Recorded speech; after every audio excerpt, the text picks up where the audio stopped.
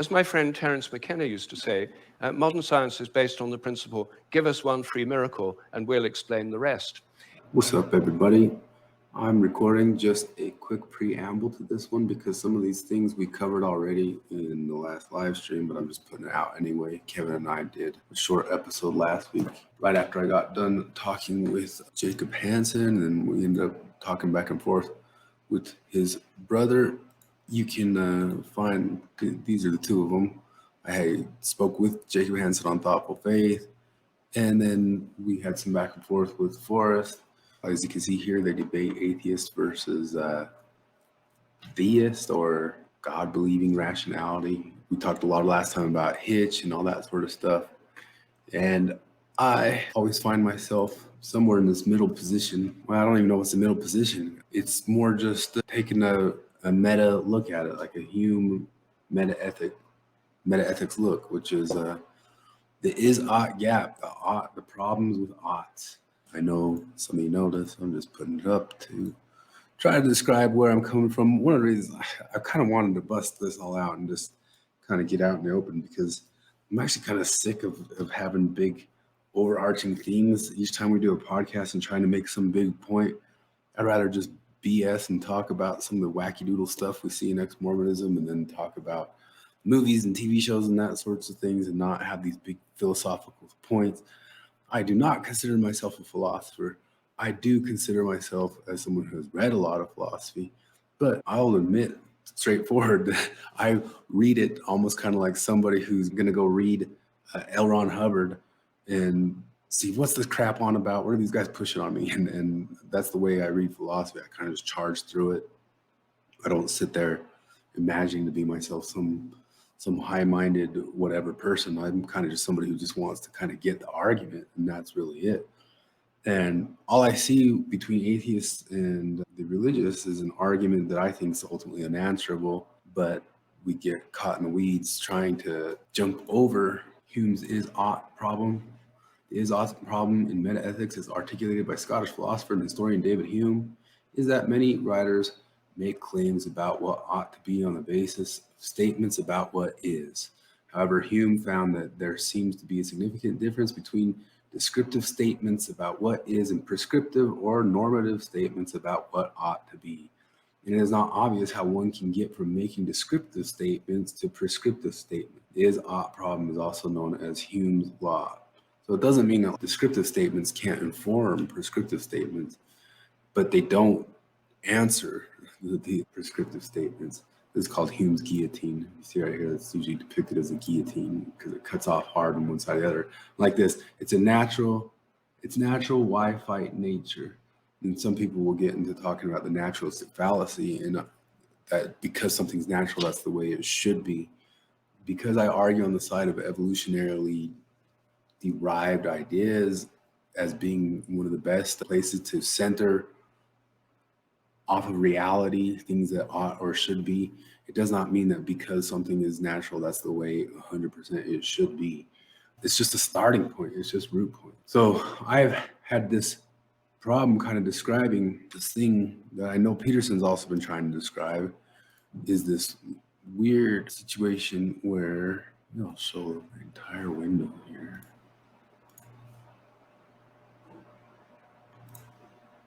My crappy doodles and drawings, all of my crappy doodles and all my crappy memes are just crappy. So these are all atheists, every last one of them.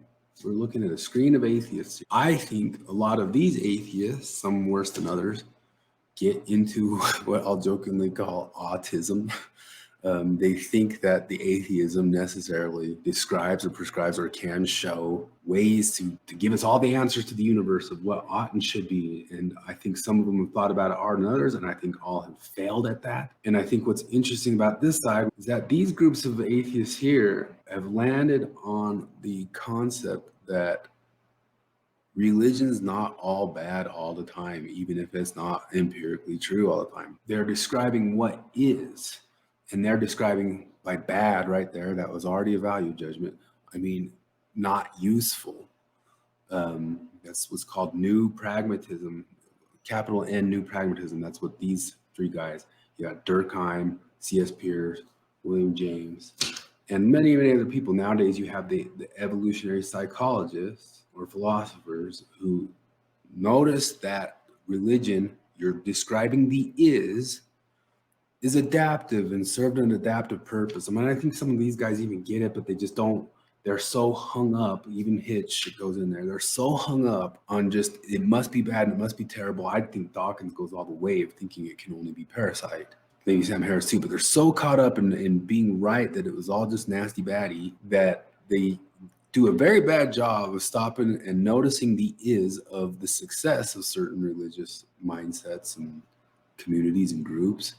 And maybe some of that grouping has to do with joint believing in things that maybe aren't empirically true at the bottom. Maybe they are. I'm not even making a judgment on that. My judgment, personal judgment, is a lot of them aren't empirically true at the bottom, but they serve a larger purpose that's lacking in these communities, that when they go and try to join or claim that they have some sort of axiomatic ideas for the future, all they do is create an Ouroboros of the snake eating its own tail and turn into a bunch of hooligans and reveal, like Sam Harris reveals, that his rationality is not a rationality I can follow for my morals. He makes stupid decisions and choices and weighs things dumbly. So that's the galaxy brain I'm supposed to put all my faith in to help us find a centerpiece. Matt Dillahunty has been a shit show of aughts, him and his wife and his family. And I think Delinism and Larsonism is an extreme amount of just aughtism. You know, they just turn everything that they talk about and do into their neoliberal new religion. That's been the entire point we've been trying to make on this whole channel. I'm almost kind of sick of making a large meta point, but we've gone and pointed out how they assume that because they pointed out that the church wasn't, the golden plates weren't real, so now you must follow all these neoliberal precepts in the world. What? Like, what are you talking about? And yes, they do that. And that's been one of the points that we point out and drag out and tease out, because they say, whoa, what are you doing? Who's he? What's it doing? I don't do that. Whoa, I'm neutral here. And so we have to go point out where, no, you are not neutral. You don't have to do it. But they asked for criticism. That's the only way we ever started. So I'm jumping the is-ought gap here, and I've always have been, when my main should and my main ought when talking about this stuff has been Chesterton's fence, which is just chill off, hold off, figure stuff out, or make sure there's landing pads, figure stuff out, like before just going and tearing communities and religious situations apart because something's just empirically true or not. It's autistic to go do that. OUGHT. My ought is take a chill pill, hang out, see what's going on, see what be, and some of that's just not because like I'm foreseeing into the future, although I think you can foresee into the future if you review enough history, that it's going to lead to problems. That's one of the things Kevan and I get into here, and we bring up one example, but there's thousands and thousands of examples that when a community loses a metaphysic together, they lose a single unifying point of where they're supposed to get their directions and their axioms from. Stuff can get haywire and wonky or leave itself open to types of authoritarianism, just like it can when it's in there. I mean, this is the answer. And atheists, I think in general, need to stop getting so angry about it, is we've never figured it out. It's still not getting figured out. And because we've advanced from the God idea, because we're super smart now, does not mean we haven't figured it out. And it's not an insult to say we don't have it figured out. It also doesn't thereby follow that then for sure God. But you can definitely look and see that in certain situations for certain amounts of times, people who did conjoin around that God idea were highly successful. Use it. You got big old brains. You got big old brains that can use things and put stuff together and figure stuff out that way. But even more beyond that, careful what you unleash, what Pandora's box you unleash by just going and yoinking away religion from other people. And Forrest mentioned to me that could be seen as patronizing. I don't view it as patronizing at all, only because I think it's coming from a humble position that I don't know better morally than long-standing traditions. I don't know better why a gate was put down. Maybe they don't know perfectly why the gate was put down either, but they figured out that it worked, And if we're going to go move that gate, doesn't mean you can't remove Chesterton's fence. Doesn't mean you can't budget. It means you just got to be careful and do it with some respect of who landed on the situation before. I view religion as a long, historical, crude science. It was posit something, attempt it, fail, try again, pause it, fail, try again, assert, doesn't work, fail, try again, across long periods of time. And that doesn't mean that it was like down to an exact science. So we were talking about the world of philosophy and Platonism, how it leads up so much stuff. And here's a little video I found about Nietzsche and how the real world became a myth through Plato. And like I said, James Lindsay's been getting on and on and on about this stuff, about how we've had weird occultism as a companion all through Western academics the whole entire time. And it's always gotten a pass. It even is gotten a pass by the new atheists, and Nietzsche's pointed it out. But I think some people, as we talked about, Vervaeke curbs off. Like, I think you can use the same framework, just like somebody can be an atheist Christian and use the same framework to say, I don't believe all this, but I'm going to use the framework. You can do that same sort of thing with Plato and these different ideas, but I don't think there's any way to get around that. If you go all the way down with the whole entire thing, that they're describing secondary realms and possible beings and things like that, that I do not see how Mormonism is that different. They make a bit stronger claim that there's definitely this man there, and the man, we can know him, we met him or something like that.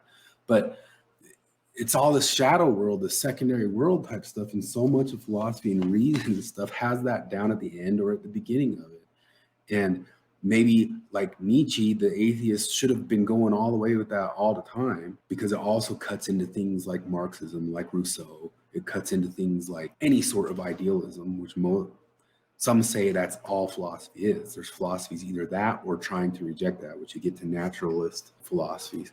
Recommend, and this is a difficult one because I've met some atheists who don't like this framing, but the very same guys, Metaphysical Club, C.S. Pierce, they got into trying to also describe real deal naturalist philosophy. They tried to also describe how things might work scientifically entirely outside of these abstracted epistemologies. And some people think they're successful in it, some people don't. But I would recommend, for a general overview of a lot of it, I would recommend this by King Crocoduck. It's Naturalistic Nuke. He uses to nuke social constructionism, and then also can kind of somewhat get into nuking the rest of idealistic philosophy that relies on hinterworlds and ideals and all that sorts of stuff. So anyway, I mentioned MLK in this, and I bring up the situation. I mean, the Lotus Eater's covered Boston right has here. unveiled an amazing statue in the honor of. I'm not going to get into the whole thing in this whole episode, but I'm kind of making a reference to people like constantly bringing up how Joseph Smith has bad history and all that sorts of stuff. And yeah, it's true. There's no reason to hide it. I don't even believe in stuff that way. But there is some sort of level of trying to go and tear down people's metaphysics by saying that this certain person wasn't like a great old grand person. And you can call it categorically different because that person called themselves prophet. Although if you go through prophets all through history, whoever said any sort of prophet was any sort of paragon of all virtues. But at the same time, whoever said any of them were any prophets too. You can do that forever. But there really is a metaphysic that's put on top of stuff, and he says it here in this podcast, that all of these different critical theories, they do try to tear down the metaphysic of regular people, like the metaphysic of founding fathers or the metaphysic of whatever. Going back to that Simpsons thing of Jebediah Springfield, and Lisa decides to not rip it away from all the people who are there celebrating that day. But so much of what CRT's stuff is nowadays and those sorts of things are like, did you know so-and-so was this sort of bad person? And then you realize if you really get into it, you can say the same thing. You can even go into their same people. Like we can go into Abraham Lincoln and look and say, well, he was actually a dictator. Or we can go into MLK and look and say, well, this guy did some pretty terrible stuff sexually and whatever. It doesn't take away from the meta idea. It doesn't defeat the meta idea if the meta idea is evolutionarily useful or successful or as the religious people might put it in their words, which I'll allow them their words, true. Because this is a sacred cow that is going to be difficult to accept for a lot of people, especially on the left. And well, it's what Martin Luther would have wanted. And this is the same. It's exactly the same when they say, "Well, look, Francis Drake began, slavery in the New World or something, and therefore we have to take." Okay, I'm not saying he did, but that's what they say, right? He ran out of money and went on one journey. Sure, but like he was involved in one slave trading operation. He had one slave, please. Yeah.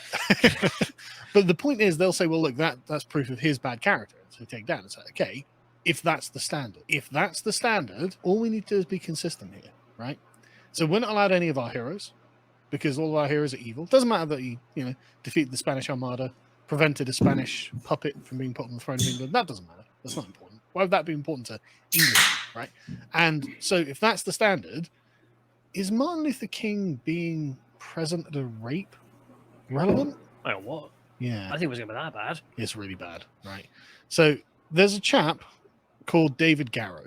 He's an American historian, won a Pulitzer Prize in 1987 for his biography of King that was published the previous year. And he wrote an article in 2019 for the magazine Standpoint, in which he wrote that he had seen an FBI file with a handwritten note on it claiming King had witnessed and failed to prevent and encourage sexual assault by another minister, and that Garrow found the claim credible. And you might, who's this Klan member? Well, he was a member of the Democratic Socialists of America. Okay, that does make him less trustworthy. Sure, but it means he's less likely to want to overthrow the memory and legacy of Martin Luther King. As in, he's a lefty historian. But anyway, The Times published this article. I thought we'd go through it because it's just like, I kind of hope that he's just making all of this up. 40 women? Yeah. How do you find the time? Great question. But I mean, he's traveling all across the country. So apparently he's just got all of these women in tow. I suppose he's a rock star of the era. Well, yeah, he was handsome, charismatic, beloved by millions. Of course women were interested in him, right? But I'm going to read some of it out, and it's not pleasant, actually. So the FBI had been planting miniature transmitters in a bunch of the rooms, right, that he'd been in. And so they had loads and loads of compromat on him, should we call it? Apparently, he sounded a lot like Donald Trump. And Trump was like, "We're going to grab him by the pussy." Yeah. Here's a quote.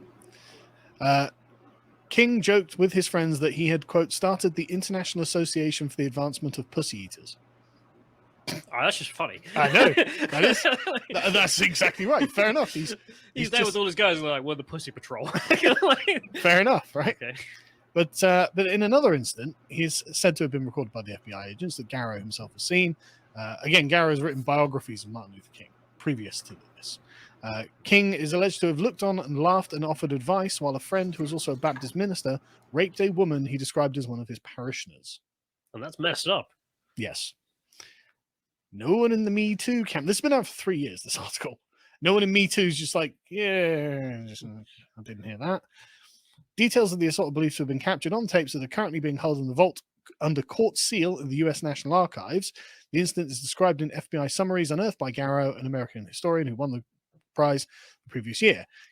Why is it under court control? I don't know. And I imagine for lots of reasons. But the thing is, like, if you have something, so the FBI and CIA obviously have to have stuff released at a certain date so it doesn't compromise anything they're doing, right? Mm-hmm. But if it's got nothing to do with anything political, this is all very political. No, I mean in the sense of like actual operations you're doing, then usually it gets released pretty quickly. No. Sometimes, what was the JFK ones, like 50 years later or whatever? Yeah, that's because it proved that, they... No, it's just... Well, no, it probably did, actually. But the point being, there's actually something there. But if it's just, this is what he did, it has nothing to do with our operations, then why... This is what they learned from their operations, right?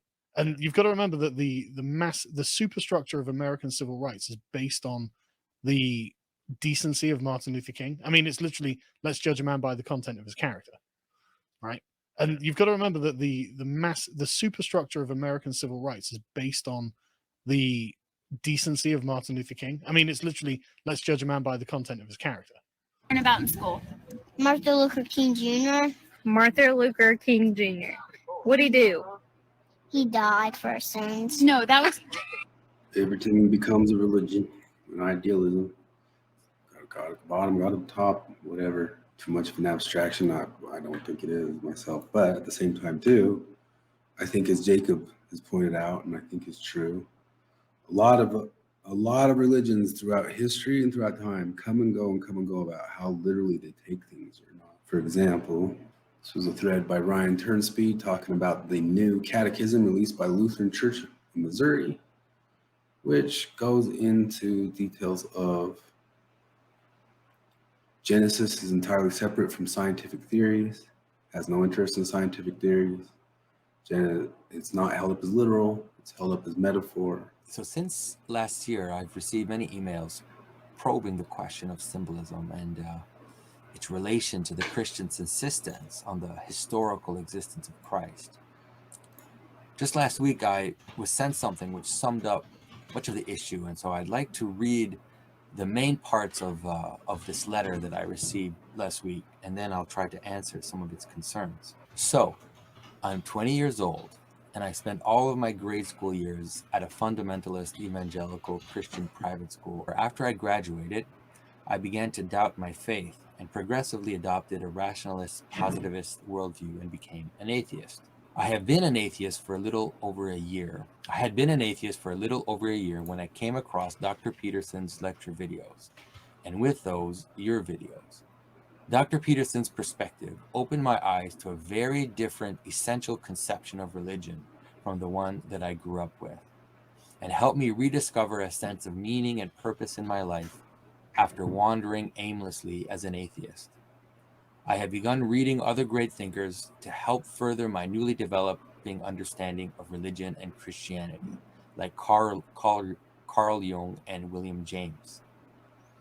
Here is where my problem begins. I would now say that I certainly believe in God, an objective morality.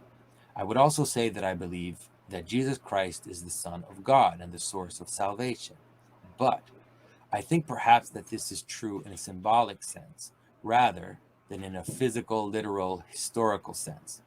More and more I am convinced that the symbolic reality actually points to the truest reality, but this conception is difficult to square with the way that most people interpret Christianity.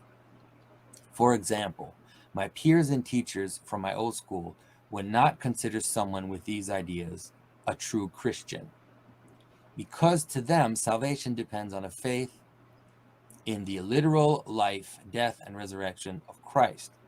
1. In your view, what beliefs really make someone a Christian? 2. How much of the Bible do you think is symbolic truth versus physical fact? 3. Do you personally believe that Jesus lived historically and physically rose from the dead, as told in the Gospels? 4. If you think that the Gospel story is symbolic, how do you get along with your Christian community? And lastly, 5. For what reason do you align with Orthodox Christianity specifically? And so I'm going to try to answer this as much as I can, and I'm going to try to answer the questions that were posed all simultaneously. So I think that the problem firstly arises because we still hold on to a kind of simplistic materialism, kind of 19th century modernism, which thinks that the fullness of everything exists completely out there, exactly as we perceive it, a kind of neutral range of measurable phenomena, which we can then add meaning to. So in this view, symbolism is opposed, or at least it's divorced from this truly objective world. And if in stories and myths and music or in art, we find these patterns of meaning, they're like an abstract layer that we, let's say, subjectively add on to an idiosyncratic and random world.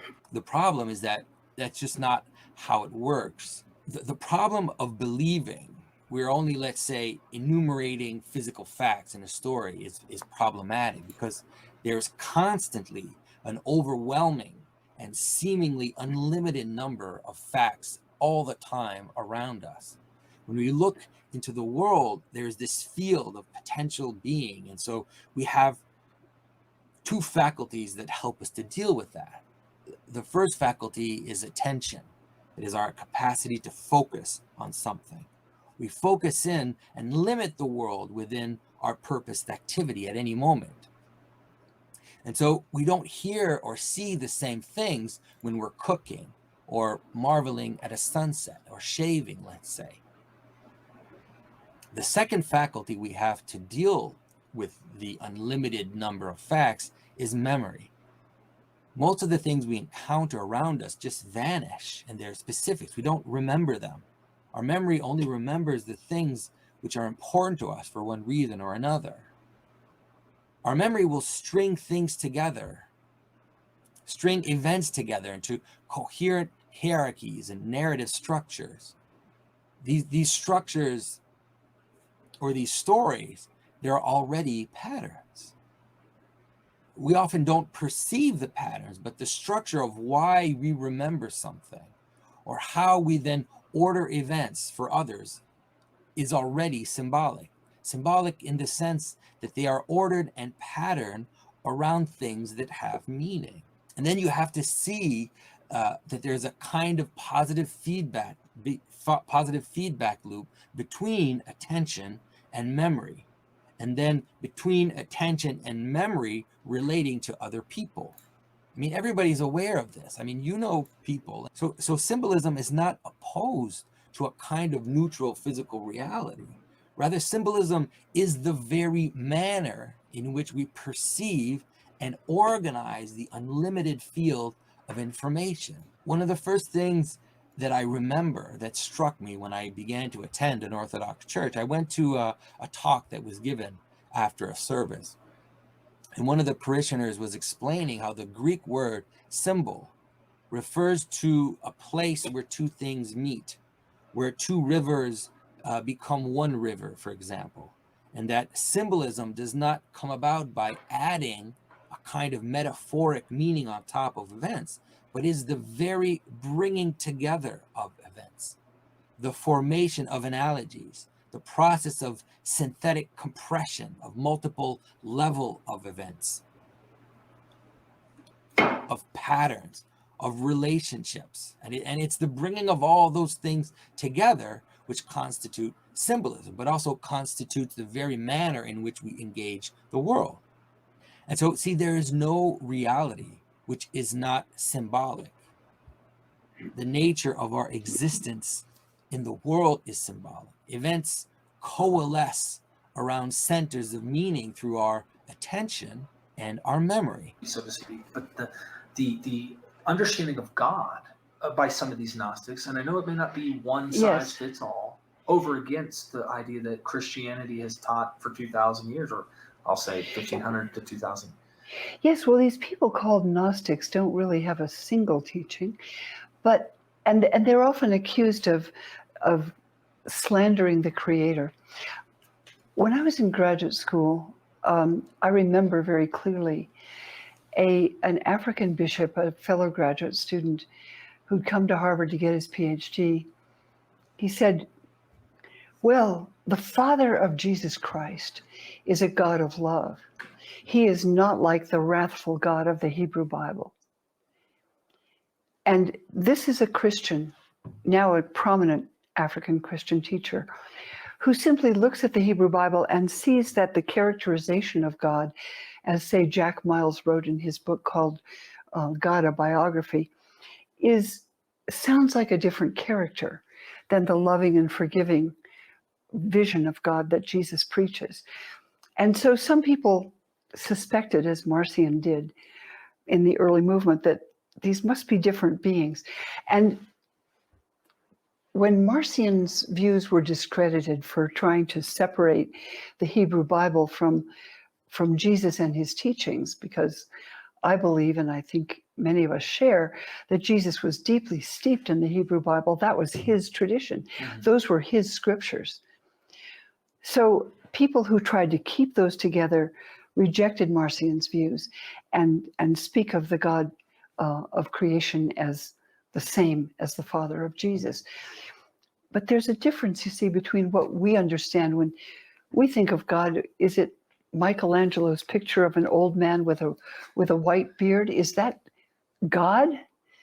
No, it's a picture. It's a picture.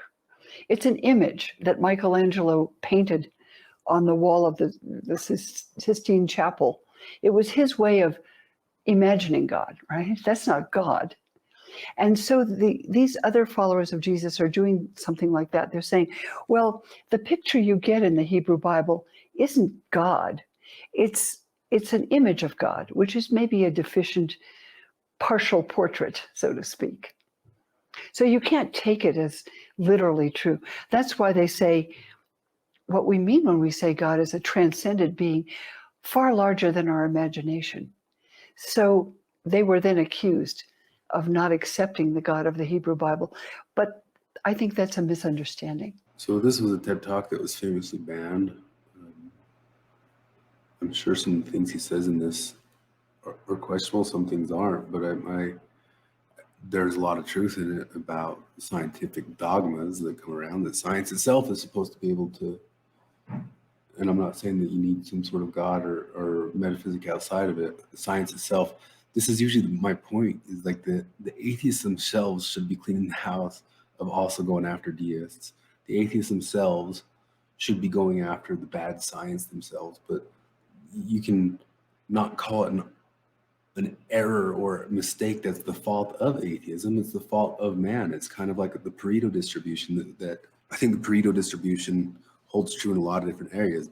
Pareto was actually a philosopher who stuck to that idea across a lot of different realms, not just money, and say you can't lay at the feet of capitalism all the wealth going to the top people. It's also true of political power, the iron law of oligarchy. But it's also just true of corruption and sociopathy. And if the society has an overarching atheistic ethic or an overarching religious ethic, it's going to happen. It's a Pareto distribution. People are going to be terrible under the guise of the thing.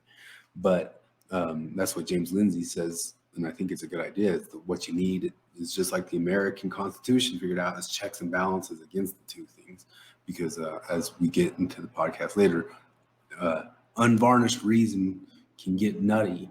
And that's something that Aristotle knew already, and our founding fathers knew, and people who are skeptical of pure democracy always knew, is that you can use reason to get to all sorts of what many would call horrid moral choices. When the Big Bang came in, then that assumption continued, even though the Big Bang revealed a universe that's radically evolutionary, about 14 billion years old, growing and developing and evolving for 14 billion years, growing and cooling, and more structures and patterns appear within it. But the idea is all the laws of nature were completely fixed at the moment of the Big Bang, like a cosmic Napoleonic code. As my friend Terence McKenna used to say, modern science is based on the principle, give us one free miracle and we'll explain the rest. So this guy brought up several times in the past, everybody should be understanding Mencius Moldbug better because his critiques are real. His critiques about liberalism are real. His critiques about libertarianism are real. They're better than Marx's critiques. And that doesn't mean that he then has all the best answers, because then he gets wackadoo in his trad CEO monarchy stuff. But his critiques are strong and they're smart, and they go along some of the same lines of what we've been talking about. But there's extended levels of this, which is why I try to go into Spengler and talk about that stuff, which is the concept of shared metaphysics. And those metaphysics don't have to be a God. It can just be the shared metaphysics of the majesty of the Great Salt Lake. But the things are those abstractions, if they are abstractions or not, they're important. They're tied into our group cohesiveness. Let me show that. There's this old joke talking about these abstractions in metaphysics and postmodern Baudrillardian things, that France is not real. And of course, here we have Plato's cave right in the middle of that. And why is that? And this whole thing gets in the construct. And this is why the postmodernists, Peterson dislikes the postmodernists, so do I. And one of the things that we realize is that they are people who, like jesters, realized they could jab at all these spots and jab at them as hard as they could, jab at the axioms, jabs at epistemology, jab at ontology, jab at everything, and make you say, well, then who's to say what's what and who's what? And you just get a completely atomized, deracinated society, which then they knew leaves it open to get radically restructured by authoritarians. Although some of them had the fear of what would happen when those authoritarians would come. The Frankfurt School actually talked a whole lot about that, of like, well, after we strip it all away, well, we got to make sure that the fascists don't take over. What Marx was wrong about is that it's not just going to be the utopia. You just have to make sure it's not snatched from the hands of defeat by the fascists at the last second. And that's why they started getting to Freud and all that sort of stuff with their goofy ideas. The concept of what France is that a state? Is that a nation? Are all those people inside of that France? Is every single little city inside of that thing France? What concept makes France France? Well, we can tear it all down. We can deconstruct it. But if it remains a strong metaphysic, the people of France remain strong together. Oh, but this is why people get freaked out about nationalism and Christian nationalism. Oh my gosh, the brand new thing, Christian nationalism. Brand new. Oh my gosh, I can't believe this Christian nationalism come out of nowhere. Never even thought it could happen to a country like this. My country till the 1831. Never mind. Chapter 1, A Really Ugly Bug. Mencius Mold Bug, September 26, 2007. Richard Dawkins recently wrote a book called The God Delusion. You've probably heard of it. Professor Dawkins is a great scientist and one of my favorite writers. And I have no quarrel at all with his argument. I was raised as a scientific atheist, and I've never seen the slightest reason to think otherwise. These days I prefer the word non-theist for reasons which will shortly be clear, but there's no substantive difference at all. Except in the context of role-playing games, I have no interest whatsoever in gods, goddesses, angels, devils, dryads, water elementals, or any such presumed metaphysical being. Nonetheless, it's my sad duty to inform the world that Professor Dawkins has been pwned. Perhaps you're over 30 and you're unfamiliar with this curious new word. As Lawwick puts it, the word pwned remains in use as internet social culture slang, meaning to take unauthorized control of someone else or something belonging to someone else by exploiting a vulnerability. How could such a learned and wise mind exhibit such an exploitable vulnerability?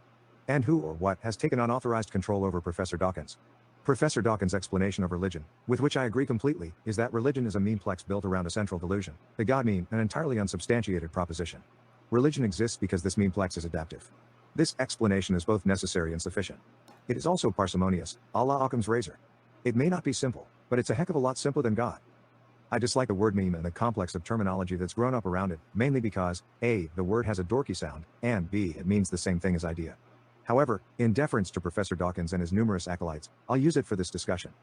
In Darwinian terms, Professor Dawkins' main point is that the adaptive interests of religion, or of any other memeplex, are not necessarily the same as the adaptive interests of its host.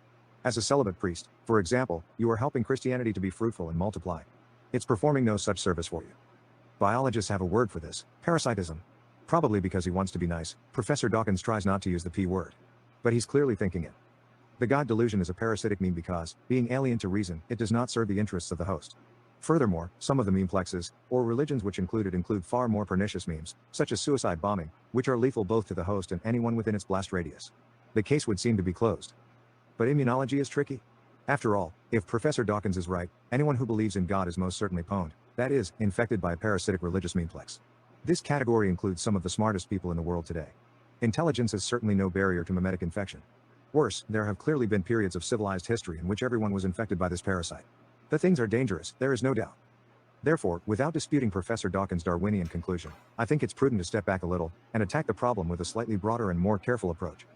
The God delusion is what immunologists might call a specific immune response. Professor Dawkins notes that religion is alien to the reasoning mind. He notes that it reproduces and evolves.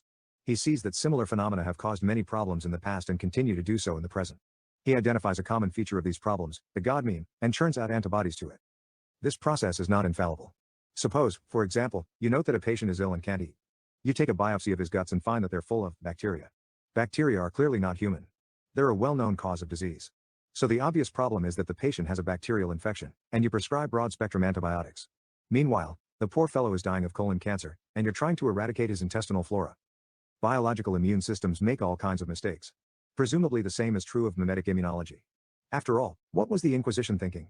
They thought of heresy exactly the same way Professor Dawkins thinks of religion, as a sort of mental virus, whose eradication, while unavoidably painful, would bring peace and sanity. In memetic immunology, it's often very difficult to distinguish parasite from counterparasite. When we see two populations of memes in conflict, we know both cannot be healthy, because a healthy meme is true by definition and the truth cannot conflict with itself. However, we might very well be watching two parasites competing with each other. They will certainly both claim to represent truth, justice, and the American way. So I think it might be worthwhile to attack the question from another angle, using the analogy of a generalized immune response.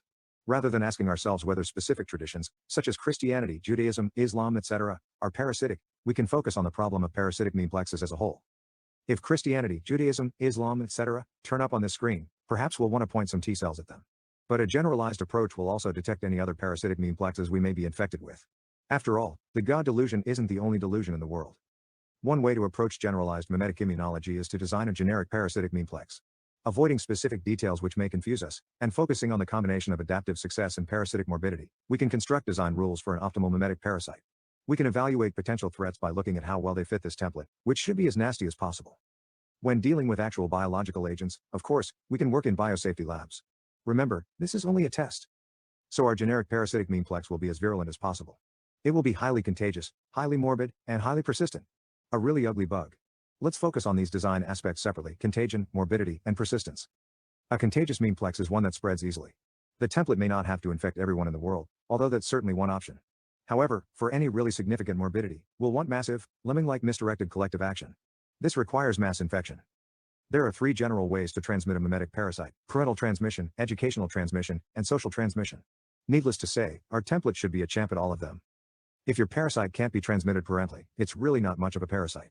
Children learn the basic principles of reality and morality before they are 6, and, as the Jesuit proverb goes, anything that can slip in at this age is likely to stick. Give me the child, and I will give you the man. Fortunately, any simple idea, even if it is nonsense, can be transmitted at this age. Unless the template is fundamentally dependent on some meme which children are unlikely to grasp, such as partial differential equations, parental transmission is no problem. But educational transmission infection of children and young adults by institutions whose ostensible purpose is to instill universal knowledge and ethics, is the mainstay of any successful memetic parasite. Since these same institutions educate future educators, replication can continue indefinitely.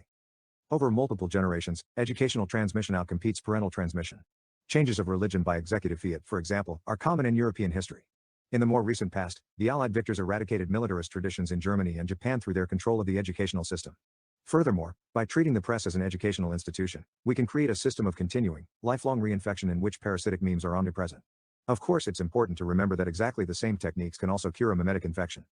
But neither parental nor educational transmission can bootstrap itself from a small initial infection. While most parasitic memes probably originate as mutations of pre-existing memes, they can certainly be invented from scratch, unlike genes. And even a mutation has to spread somehow. Therefore, no memetic parasite is complete without a system for social transmission, informal transmission among adults, following existing social networks. And designing for social transmission is to look at the status structure of social networks, and construct memes that will flow naturally along the usual network direction, from high status to low status. That is, our parasite should be intellectually fashionable. All the cool people in town should want to get infected. And infection will make them even cooler. They will be the hosts with the most. For example, one common trope in various religious traditions is asceticism, the voluntary renunciation of material comforts. Since this tends to be much easier for those who start out wealthy and comfortable, it's an effective status marker. Any memes that can associate themselves with asceticism gain a clear adaptive advantage. Our parasite is now optimized for contagion. But is it bad? Is it truly evil and destructive? The most contagious parasitic meme in the world, if all it brings to its hosts and those around them is happiness and prosperity, isn't worth worrying about. So we need to move on to morbidity, which is a fancy medical word meaning badness. The key to memetic morbidity is that, for a really nasty parasite, morbidity must be essential to its reproductive cycle. Otherwise, because morbidity is after all nasty, it will probably be maladaptive. Our parasite will be outcompeted by a benign mutation of itself, totally defeating the purpose. Most forms of morbidity involve a political step in the replication process. In other words, they allow the parasite to obtain informal power, which it can use to take over educational institutions, suppress counter-parasites and competing parasites, etc., etc. There is no period in the history of any human civilization in which political, including military, power has not been a critical factor in the struggle of ideas. This is not to say that such a level playing field or marketplace of memes cannot be created, only that it has not yet been done. First, a parasitic meme is not even parasitic if it is not delusional. It must contain some assertion which is alien to reason, which no sensible person would independently invent. The God delusion, a metaphysical construct, like Russell's teapot, with no basis in reality, is a perfect example. How can a delusion be, on its own, adaptive? Very easily. A delusion is a perfect organizing principle for any kind of political movement. By accepting some body of nonsensical doxology, you demonstrate your loyalty to the group. The result is cohesive collective action. As we'll see, most forms of parasitic morbidity involve a political step in the replication cycle. A frequent strategy, for example, is to present the delusion as recondite and counterintuitive, and the truth as simplistic and wrong. This Emperor's New Clothes strategy is a proven recipe for defeating Occam's razor. Who, for example, really understands the Trinity? But if you don't understand the Trinity, aren't you just stupid?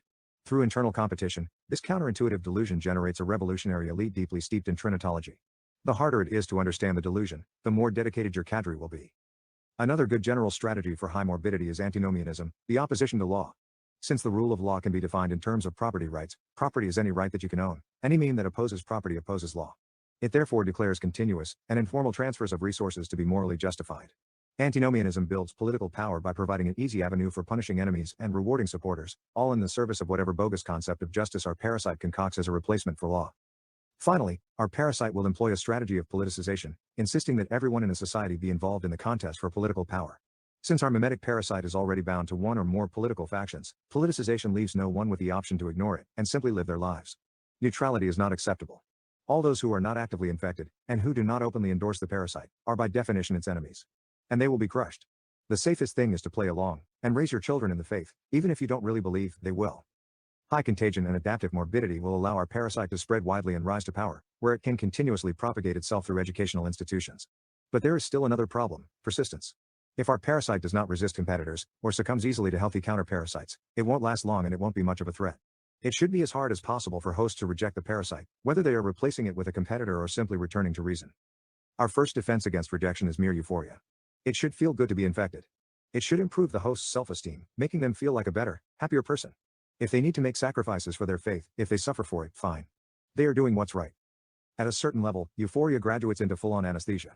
Anesthetized hosts can endure horrific suffering, or the moral pain of inflicting suffering on others, in the name of the faith. Did a wolf come into your house and eat your baby? You have been blessed. The wolf is the sacred animal of Rome. Your baby now dwells with the gods of the city. If the wolf comes again, pet him and speak to him sweetly, and at least give him a hamburger or something. Diversionary hysteria is another essential tactic in our parasite's bag of tricks. Hosts who would otherwise be tempted to notice the morbidities of infection, and attribute them to the parasite itself, must be diverted. Either their defensive energies will be directed toward other symptoms which are in fact not serious, or they will attribute the real problems to other causes which are not in fact significant. We can kill two birds with one stone by directing our hysteria toward those who reject the parasite, and identifying their efforts to cure it. So that goes into more detailed examples about how to create your new parasite. If it is parasite, how would the next thing be parasite? That's the answer to all this stuff, is that if it's evolution, you got to go all the way into evolution. If it's atheism, you got to go all the way into atheism. My criticism really has been half measures.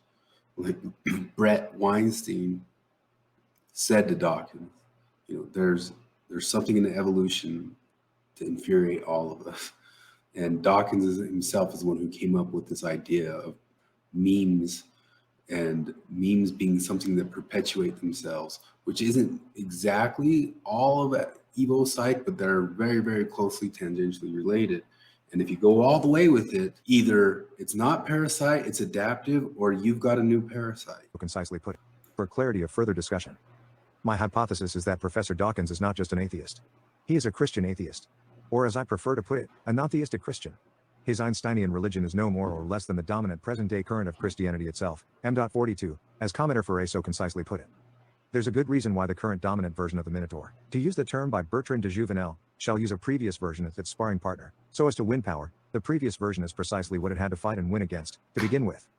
Let us call the current Minotaur M.42 and call its immediate predecessor M.41, so that M.42 could win over M.41, it had to take on M.41, discredit it, win over it. And thus, for a while, M.41 is still dominant while M.42 is actually subversive. Then M.42 gains dominance but still has M.41 as a serious rival against which to vie for power. When the victory is complete and irreversible, M.41 is a favorite sacrificial goat. It's so much fun to hit a helpless victim, when your technique is perfected. Of course, by the time you're there, the version of M.41 you're kicking in the head has devolved a lot. It is no more the arrogant M.41B of your youth, sure of its power. It is the pitiful M.41 years of today, near the end of the line. If we accept this hypothesis, the conclusion that Professor Dawkins has been pwned strikes me as quite incontrovertible. He thinks he is attacking superstition on behalf of the armies of reason. In fact, he is attacking M.41 on behalf of the armies of M.42. Doe. Of course, I'm sure Professor Dawkins is quite sincere in his beliefs. Hosts always are. However, he has devoted a remarkable level of ratiocinative attention to one phenotypically insignificant meme, the God delusion, in which M.42 conflicts with M.41. My view is that this behavior is best explained by mimetic infection, i.e. pwnage. This distracts them from considering the more general and interesting question of whether or not M.42, considered by itself, is stark raving bonkers, and if so constructing a reasonable perspective which is reassembled from scratch and which can correct both M.42 and M.41. I would love to see Professor Dawkins rotate his impressive intellectual artillery to this angle. While in general I buy the Dawkinsian model of memetics, I think it falls short on all these counts. Let's call a memeplex stable enough to propagate across generations of tradition. Not only is this an actual word in the actual English language, it also has the virtue of being non-judgmental. Surely anyone who is not a complete, foaming at the mouth fanatic, of whatever persuasion, can admit that the world contains both good traditions and bad traditions. An individual infected by such a memeplex is a host who subscribes to the tradition. If the subject and object must be reversed, the tradition directs the host. An institution which propagates some tradition is a repeater of that tradition. The name of a tradition is its label. Specific features of traditions can be called themes.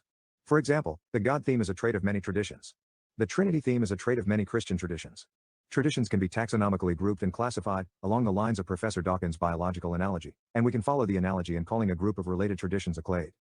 Different versions of a single related theme are variants.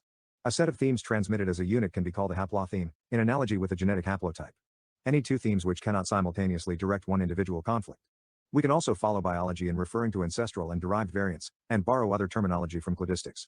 If subscribing to the tradition is individually advantageous or neutral, defectors are rewarded, or at least unpunished, but collectively harmful, the tradition is parasitic. If subscribing is individually disadvantageous but collectively beneficial, the tradition is altruistic. If it is both individually and collectively benign, it is symbiotic. If it is both individually and collectively harmful, it is malignant. Each of these labels can be applied to either Misesian or Darwinian morbidity. A theme that is irrational, but does not exhibit either Misesian or Darwinian morbidity, is trivially morbid. Thus, one might translate the part of Professor Dawkins' argument I agree with as the claim that the God theme is irrational, because the variant in which God interacts with earthly affairs is mundane and fallacious, being unsubstantiated and unfalsifiable, and the variant in which God does not interact with earthly affairs is metaphysical. At least in the latter form, I see the God theme as trivially morbid. Professor Dawkins disagrees. He associates various Misesian and Darwinian morbidities, parasitic and malignant, with various historical variants of the God theme. I see this as the result of confusing theme and haplotheme. My counterargument is that Professor Dawkins' Einsteinian religion is the most successful modern-day tradition in the Christian clade, that it includes many irrational themes, and that this tradition, evaluated as a whole, exhibits Misesian parasitic morbidity and Darwinian malignant morbidity. Therefore I believe it needs to be terminated with extreme prejudice. I am relatively unconcerned about other Christian traditions, as I consider them of negligible present-day political power and therefore negligible collective morbidity, though, of course, this situation could always change. Fortified by this doxology, let's get back to demonstrating Pwned. Our first essential claim is that the concept of non-theistic Christianity is not, as most readers would probably assume at first glance, self-contradictory or meaningless. This is very easy to see. In the biological analogy, non-theistic Christianity is a phrase in the same class as flightless bird or bipedal tetrapod. The adjective in this phrase is morphological, the noun is taxonomic.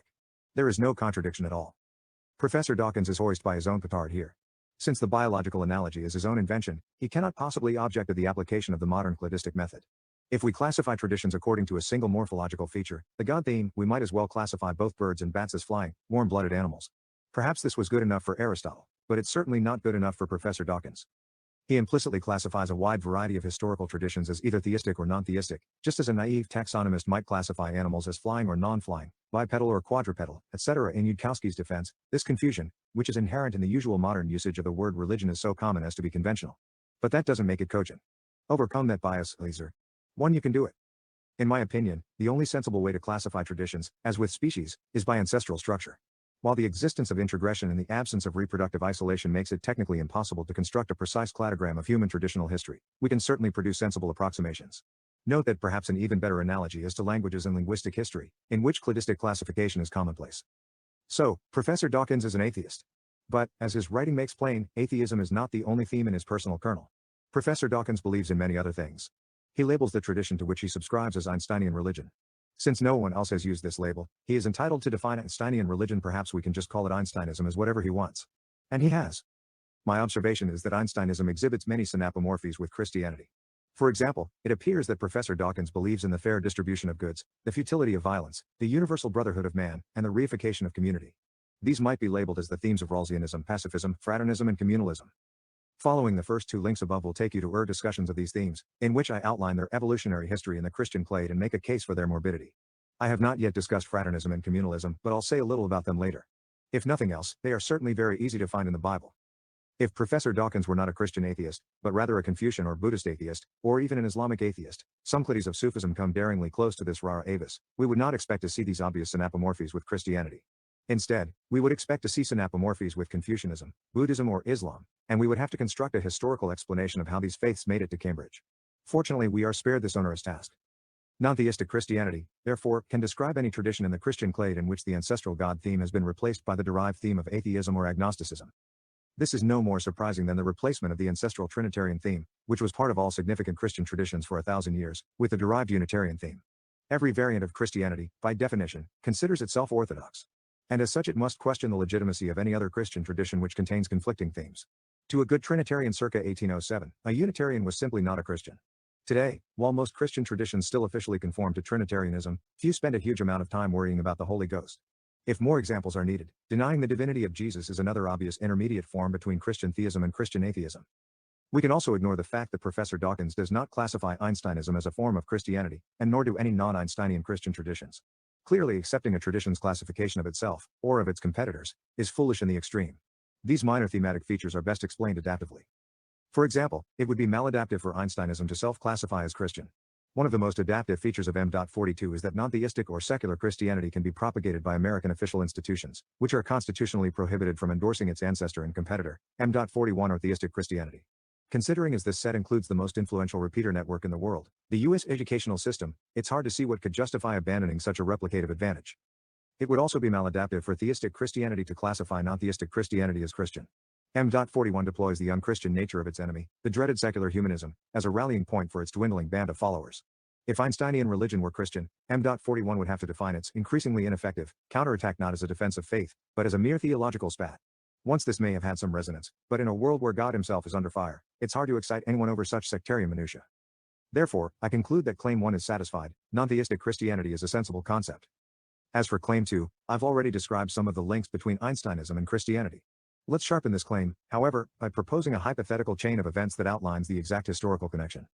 My belief is that Professor Dawkins is not just a Christian atheist. He is a Protestant atheist. And he is not just a Protestant atheist. He is a Calvinist atheist. And he is not just a Calvinist atheist. He is an Anglo-Calvinist atheist. In other words, he can also be described as a Puritan atheist, a dissenter atheist, a nonconformist atheist, an evangelical atheist, etc., etc. This cladistic taxonomy traces Professor Dawkins' intellectual ancestry back about 400 years, to the era of the English Civil War.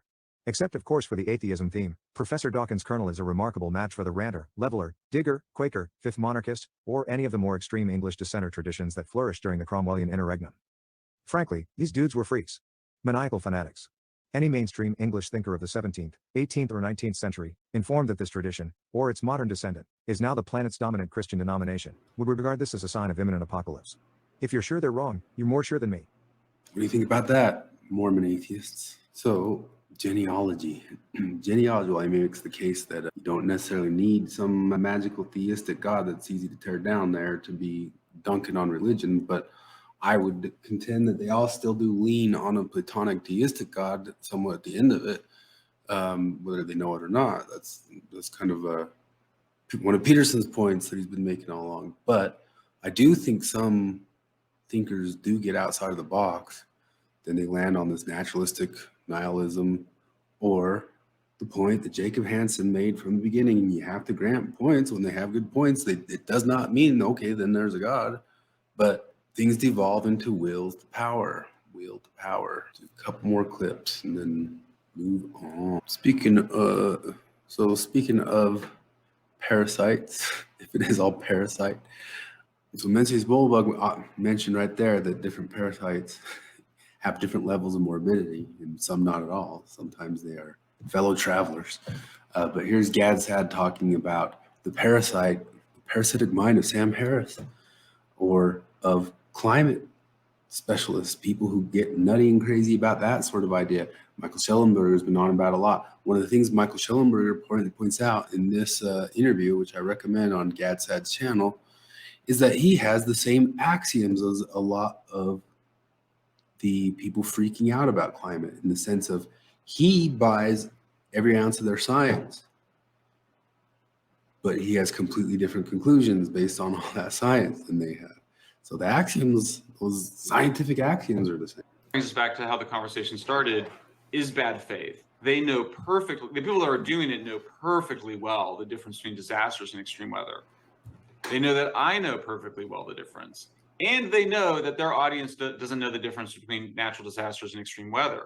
So they're engaging in deliberate misinformation. Now, their intentions are still good, they think they're saving the world from climate deniers and climate delayers like me and Bjorn Lomborg and Jordan Peterson. So, you know, there's they always have a story about how what they're doing is the right thing, but they're definitely, and this is, I think, one of the things you get out of Parasitic Mind, and I wanted to make sure we had a chance to talk about, is that this sort of utilitarian ethics of sort of making the every end justify the means, this kind of naked Machiavellianism, is really corrosive on the society, and that effect, this movement called effective altruism. I have a piece I've been working on called, well, in my head, I haven't written it yet, but called Effective Altruism is Pathological Altruism, in the sense that there's something, I think there's something grandiose about effective altruism. You know, as we know from history, when countries become rich and develop, it's because there was some internal process, often a war and a political or some political unity. They then have a mix of democratic governance and capitalist kind of enterprise, but it's a mix. Governments are involved in whatever, you know, but there's often markets. And they develop and they grow rich. Effective altruists have this idea that we're going to go and lift Africa out of poverty. I mean, even the expression is narcissistic. Yeah. We're going to lift them out. No, you want to do charitable work. And so you see someone like Sam Bankman-Fried, who's under criminal indictment for having, you know, taken potentially billions of dollars and misused billions of dollars of his cryptocurrency client funding. And it's all justified the entire time by, well, I'm going to give all my money away. I'm going to go to Davos. I'm going to be a good person. I'm going to do these things. No grounding in what you might call more ancient virtues, like telling the truth, like treating others as an end of themselves and not as a means to an end. Because when you do that, you sort of say, well, I'm going to go save the world, save Africa, lift people out of poverty, do effective altruism, then any kind of scam I want to run is justified, because I have this terrible, this beautiful goal. Yeah, well, that's beautiful, and so I'll link it. Thank you for you know, bringing up the Parasitic Mind, because as you correctly pointed out, in the Parasitic Mind, I draw the distinction between two ethical systems: deontological ethics and absolute truth, right? So, or absolute moral precept. It is never okay to lie. That would be a deontological statement. If I say it is okay to lie in order to spare my spouse's feelings, then that's a consequentialist ethic. And of course, in many cases, we navigate through the world via, you know, wearing a consequentialist hat. But there are a few fundamental tenets that have to be by definition deontological. Otherwise, it's a breakdown of what an enlightened society is. So presumption of innocence is one, right? You know, an absolutist ethos of freedom of speech is another one. And so not some of the viewers now are going to say, oh, here he goes again, obsessing over Sam Harris. I use Sam Harris only because he is an exemplar of someone who has been parasitized by an orgiastic form of consequentialism. So he's someone who certainly has written about morality, certainly has written a book called Lying, and yet I'll give 3 examples of violations of deontological ethics. Yes, I believe in freedom of speech, but not for Donald Trump, not for Orange Himmler. So in that case, it was okay to cut him out of the public square because he's simply an existential threat. So that's first violation.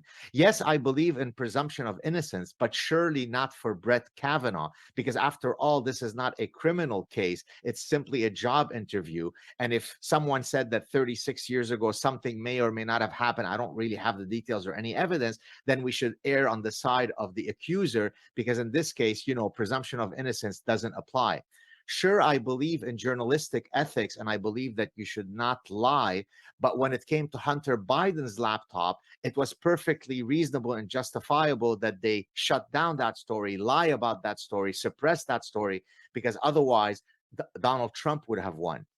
So the reason why I use Sam Harris as an example is because he is someone who is in the public sphere. He's got a big platform, and he purports to be this expert on morality, yet he succumbs to consequentialism in situations where he shouldn't.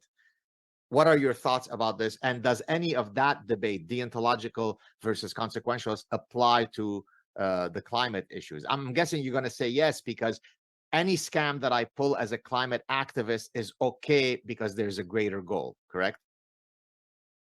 Yeah, I mean, for sure. And of course, it goes way beyond climate at this point. I mean, so my second book is called San Francisco, and this is a book about basically it's called Why Progressives Ruin Cities. Right.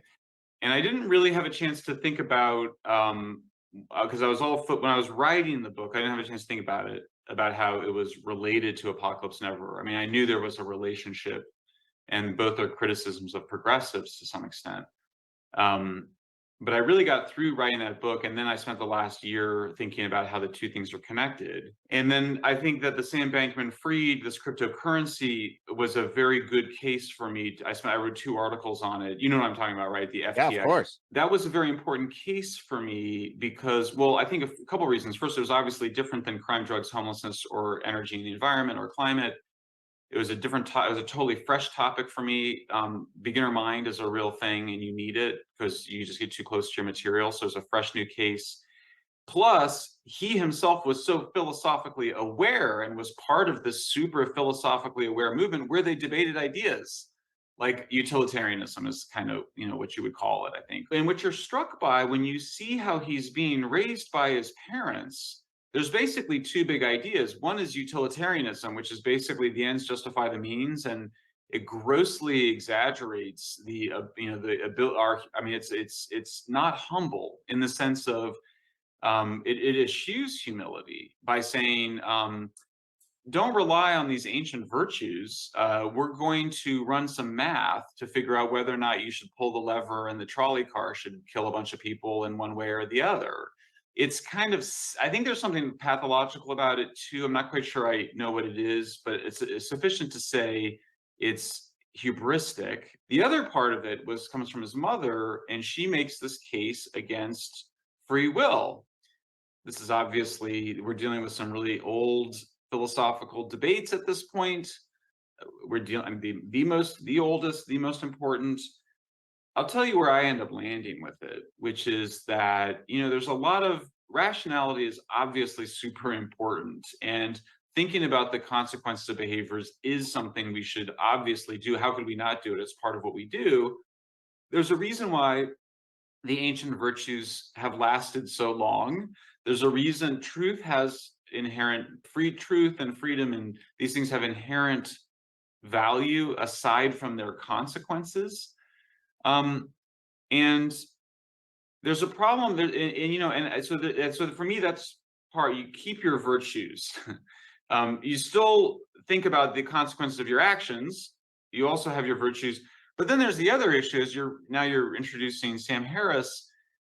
Hume makes this famous is-ought distinction, which is the basis of modern science. There's things that are wrong with it, like scientists are subjective, and scientists are often scientists are biased. They're trying to prove their hypothesis, particularly the greatest ones. They're not this picture that somehow, what they think is good and what they think is true are somehow separated. That's obviously not what it looks like to be a scientist or to be a great author. You're actually trying to bring a truth into the world. It's much more of a creative act.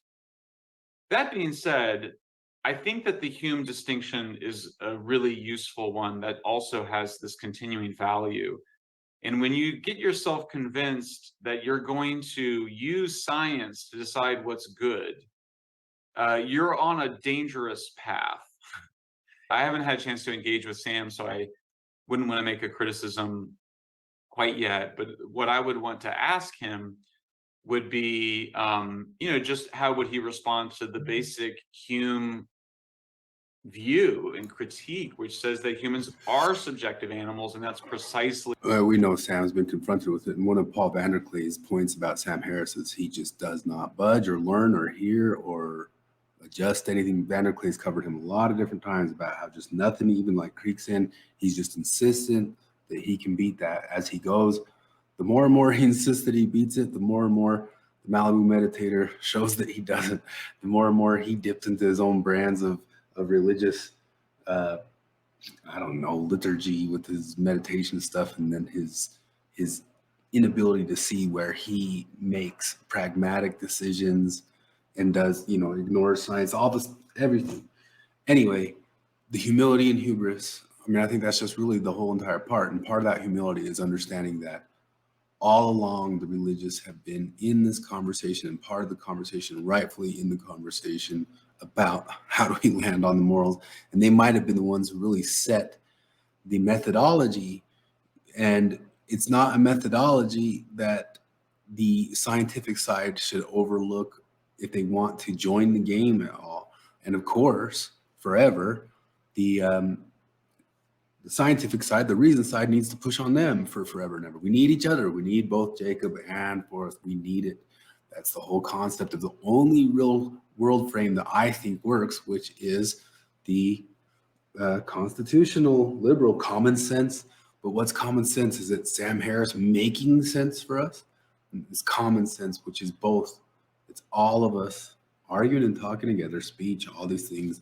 This is why it's the framework that's worked as far as it has, although there's critiques of that too. That's what I've been pointing to, of the dissident right and all those types of people who, it's all just a general attack on Enlightenment reason, which always did have the counterbalance and counterfactuals, the counterbalance of faith and reason, counterbalance of powers, but everything pushes into, and I heard Jacob Hansen say this from the first time I talked about it, into a Nietzschean will to power.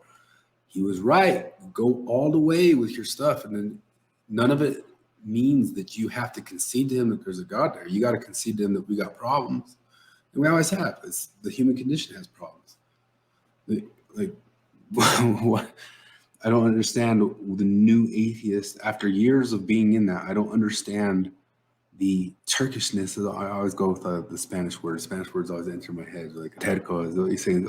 The insistence of just the new atheist of that not one thing from religion is worth or the religious is worth holding on to or listening to or looking back at. It's just insane people doing insane stuff. No, it isn't. And my point is with the Mormons, Steve Pinecker point, which I pull, is that they made the desert bloom. Joseph Smith had troubles. The people who stemmed from him made the desert bloom. I like to point to this concept in The Watchmen, where Dr. Manhattan, the godlike figure, is obsessed with this woman. It's the only human he still finds interesting. And what he thinks is interesting from her is that she's this beautiful being that came from the start, that happened, the original thing was a rape, that was why she was born. And to him, it was, how did such a terrible thing, or what if you even call the origins of anything a terrible thing, lead to such a metaphysically amazing thing? So then just this last little bit of Peterson and Victor Davis Hanson, who I mentioned several times in the podcast, I believe, talking about what happens when we devolve into these postmodern or pre-modern tribes. Not that modernism has all the right answers. It's just always a contingency, always a contingency. I get called arrogant for being obsessed with contingencies, not thinking you have too many answers. But that's what I like. I like what James Lindsay says. When he always just keeps hitting right at home for me. Another one thing that I should point out is he's been ragging on, I pointed out in the last podcast, he's been ragging on theosophy. And if you want to go into, you can look up the Midnight Mormons. Well, not the Midnight Mormons. I think Quaker called Joseph Smith theosophy. And I would back off of that if you learn what theosophy is. But I don't think Quaker ever means anything like that with guile. I think he's just highly curious and looks into a lot of stuff. But let's look here. Victor Davis Hanson is one of the people, along with other people, who actually go study lots of antiquity. Usually when I talk to people, it's hard to quickly nail down that you're talking at a bigger time frame when you're talking about gods, and you're talking, I believe the atheists were supposedly there for all the gods of all the times. I mean, they make that argument themselves so much. You just believe in all the gods, but there's just one God more. But the more and more it turns out is they're only here to take on Bible Belt Christianers and some Islam, maybe Mormons, which is a very specific time across 2,000 years, plus all the millions, thousands of years before that. They're just here to take down those very specific, very local, very near us gods. And even those gods go through all sorts of like fluctuations of interpretations. And so I call it just taking down like a very, very specific, like, thanks, you took that god down. Even those guys are done with the way those gods were interpreted. They're expanding their interpretations of the entire thing. So help us out, like stay on it with us, keep pushing with us of like, what's the next god you take down? Is that next god a deist god, or is the next god gods that these people make that are part of this reality with AI or transhumanist concepts, or even hermetic Marxist alien concepts that they're going to create a god of a super state? And people really believe this. Some of them, it's kind of there. They understand it's at the bottom of their thing. Some of them 100% know that that's at the bottom of their historicism, as it's called. The military, non-citizens actually can go across the border with greater facility than you or I could probably. And so we are a nation, we've never had this before, of 50 million people in the United States that were born in a foreign country of different statuses. Some are legal residents, some are illegal residents, some are citizens, some are migrants back and forth. And that's the highest in actual numbers and in percentages of the population. And unfortunately, it comes at a time when we, the hosts, have lost confidence in the traditional melting pot of assimilation, integration, intermarriage. And so we're starting to revert to a pre-civilizational tribalism. I think large swaths of the United States are tribal now. Okay, so let's start approaching that anthropologically and psychologically. So 600 BC, something like that, you seem to get something like a transformation of the idea of the tribe, which actually wouldn't have been an idea, right? A tribe isn't an idea. A tribe is a natural offshoot of our primate heritage. That's a good way of thinking about it. And a tribe would have been something like an extended kin group, and that was bound together by our primate social biology, somewhat akin to a chimpanzee troop or maybe a bonobo troop. And then, as we became more capable of abstract formalization, that idea of, or that reality of tribal membership got transmuted into something that actually had statable properties. And that would be the idea of a citizen. And so you get a layer of abstraction on top of that that starts to lay out technically and explicitly what it means to be the member of a group. And then along with that, you get a set of rights and responsibilities that are associated with that group, but also the possibility of both expanded and limited membership that's also formalized. And so as the Greeks did with so many things, they took something that was part and parcel of our biological proclivity, so that proclivity for kinship and tribalism, and turn it into an explicit philosophical notion. And out of that, I suppose, developed both the idea of intrinsic human rights and human responsibilities. And that was all tied up in the notion of citizenship. And even now, when you hear people talk about citizenship, they concentrate a lot more about the rights than on the responsibilities. They do. The big breakthrough was that a person replaced their primary allegiance to either someone that had blood ties or looked like them or the same locale, and they transferred that to an abstraction of the state. And what that meant was, for the first time, there was an embryonic sense of meritocracy. And you can really see it today. I traveled almost, I think, to every Middle East country except Iran, and I'm always curious when I was in Libya or Egypt or Tunisia, why they don't work, even given some countries have enormous natural resources. And I always would hear a refrain, well, we hire our first cousin, or we hire our second cousin, that there is still a tribal loyalty. And what's tragic about the United States is that meritocracy and that multiracial, what became a multiracial, multi-religious body politic was united by a primary allegiance to the idea of America, where people, they enriched America with their food or their fashion or their art or their music, and that made American culturally rich, but they didn't import Mexican ideas of constitutional government such as they were, or they didn't bring in Russian ideas of individual liberty. They didn't touch the core, and that core united us. And now we can see that that's no longer true, that people are re-tribalizing, and they're starting to identify with either their kin group or their ethnic group or their religious group. And what's scary now in the United States is that we've seen when you have a geographical force multiplier, and we're starting to see that with red-blue migration, it's sort of analogous to what happened in the 1850s, where there was a Mason-Dixon line, so to speak, of a very different culture that bifurcated from the North. And if this continues, I think we're going to see a sort of a traditionalist America that claims that it follows the founding principles in red states of limited government, less regulation, small taxation, and the idea of a citizen giving up their primary allegiance to the state, versus the blue state model, California, Illinois, New York, in which a number of identity politics groups or special interest groups all lobby for influence.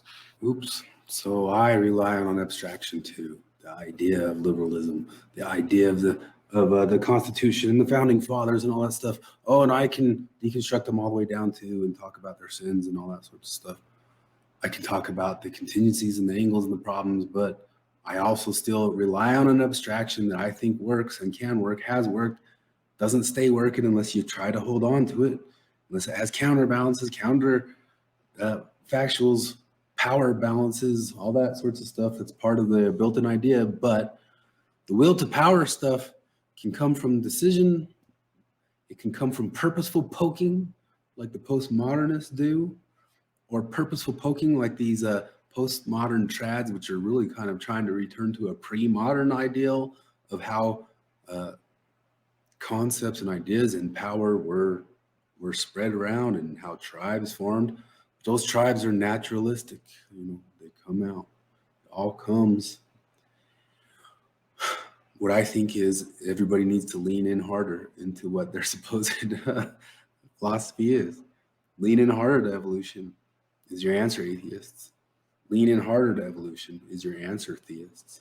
Lean in harder to what's real is the answer to all of them. And lean in harder to your atheism, atheists. You got to take down the other people too, not just the ones that you consider the, take down the idols, the same idols Nietzsche took down.